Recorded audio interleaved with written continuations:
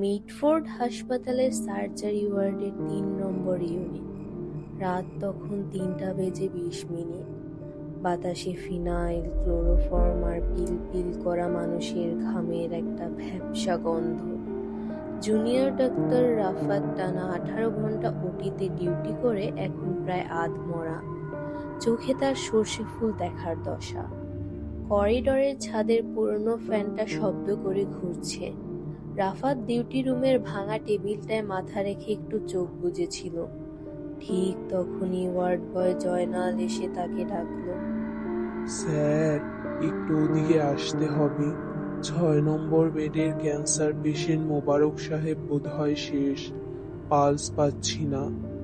রাফাত একটা ক্লান্ত দীর্ঘশ্বাস ফেলে স্টেথোস্কোপটা গলায় ঝুলালো। এই এক রাতে ৪ নম্বর ডেথ সার্টিফিকেট লিখতে হচ্ছে তাকে। সরকারি হাসপাতালে এই মৃত্যুগুলো খুব যান্ত্রিক, কোনো আবেগ থাকে না। সে ৬ নম্বর বেডের দিকে হেঁটে গেল। চারপাশটা কেমন যেন থমথমে। অন্য রোগীরা সব অগরে ঘুমাচ্ছে। মোবারক সাহেবের বেডের চারপাশের পর্দাটা টানা। রাফাত ভেতরে ঢুকল। বিছানায় চাদর ঢাকা বুড়ো মানুষটা একদম নিস্পন্দন। রাফাত চাদরটা সরিয়ে মোবারক সাহেবের বুকে স্টেথোস্কোপ রাখল। নিঝুম, কোনো স্পন্দন নেই। চোখে টর্চ মারল। Pupil fixed and dilated. Rafat পকেট থেকে ডেথ সার্টিফিকেটের প্যাডটা বের করল। কলম দিয়ে লিখল, টাইম অফ ডেট ৩টা ৩০ AM।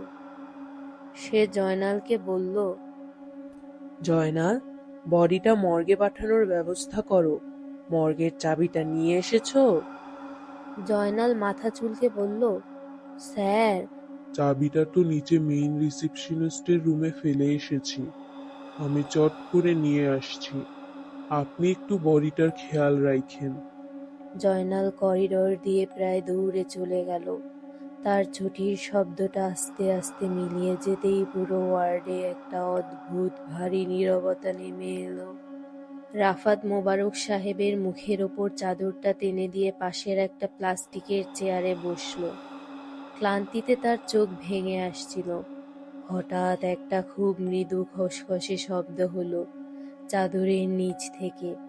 রাফাত চমকে তাকালো। তার মনে হলো সে ভুল দেখছে, কিন্তু না। মোবারক সাহেবের চাদর ঢাকা পা দুটো যেন সামান্য নড়ে উঠল। রাফাতের পুরো শরীর শক্ত হয়ে গেল।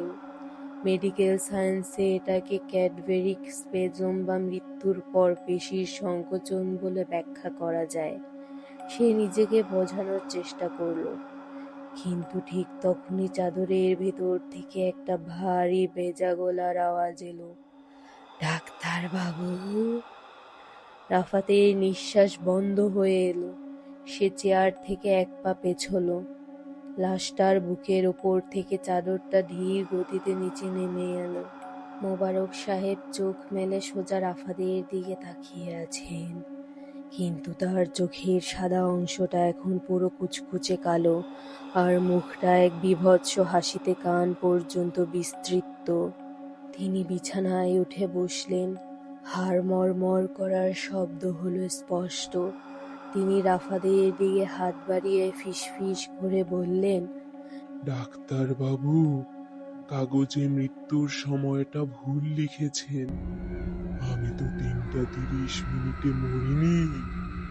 রাফাত চিৎকার করতে চাইল, কিন্তু তার চড়া গলা দিয়ে কোনো আওয়াজ বের হলো না। সে দরজার দিকে দৌড় দিতে গেল, কিন্তু দেখলো চারপাশের পর্দাগুলো দেয়ালের মতো শক্ত হয়ে গেছে। সে খাঁচায় বন্দি। মোবারক সাহেব পিছন থেকে নেমে রাফাতের দিকে এগোতে লাগলেন। তার গা থেকে তখন পচা মাংসের তীব্র দুর্গন্ধ বেরোচ্ছে। তিনি রাফাতের একদম মুখোমুখি এসে দাঁড়ালেন।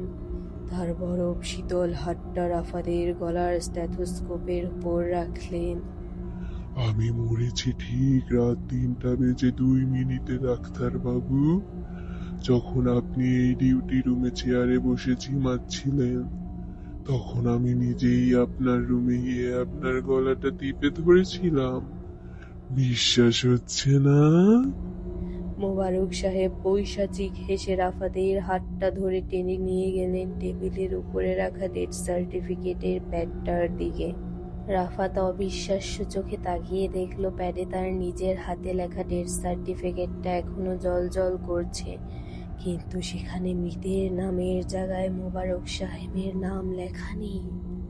সেখানে খুব পরিষ্কার অক্ষরে লেখা রয়েছে doctor Rafat Hossain, junior intern, আর মৃত্যুর কারণের জায়গায় লেখা কার্ডিয়াক অ্যারেস্ট, ডিউটিরত অবস্থায় স্ট্রোক। ঠিক তখনই জয়নাল চাবি নিয়ে করিডর দিয়ে দৌড়ে ঘরে ঢুকল। সে পর্দা সরিয়ে ভেতরে তাকিয়ে চিৎকার করে উঠল।